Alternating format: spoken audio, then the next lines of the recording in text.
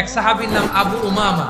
নামাজের ওয়াক্ত ছাড়া উনি মসজিদে যেয়ে বসে আছে। বিশ্বনবী বললেন, কিরে আবু উমামা, নামাজের তো ওয়াক্ত হয় না, মসজিদে কি? সাহাবী বলে, নবী গো, ঋণের বোঝায় এমন টেনশনে আছি, ঘরে থাকতে পারলাম না, মসজিদে চলে আসছি। বিশ্বনবী বললেন, আমি কি তোমার এমন একটা দোয়া শিখাবো যেটা বললে আল্লাহ তাআলা তোমার ঋণের বোঝা হালকা করে দিবে?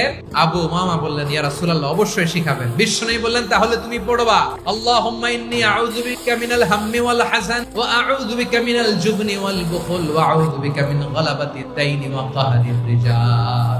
ও আল্লাহ, তোমার কাছ থেকে দুশ্চিন্তা থেকে পানাহ চাই, কৃপণতা, ভীরুতা, অলসতা, কার্পণ্যতা, এই সব কিছু থেকে, মানুষের কঠোরতা, আমার উপর মানুষের আধিপত্য এবং ঋণের বোঝা থেকে পানাহ চাই। এই দোয়াটা যখন বিশ্বনবী শিখাই দিলেন, আবু উমামা বারবার এই দোয়া পড়েন। আবু উমামা বলে, এই দোয়া আমি পড়তে লাগলাম। কিছুদিন পরে দেখা গেল বিশ্বনবীর শেখানো এই দোয়ার বদৌলতে আল্লাহ তাআলা আমার সব ঋণ পরিশোধের ব্যবস্থা করে দিয়েছেন।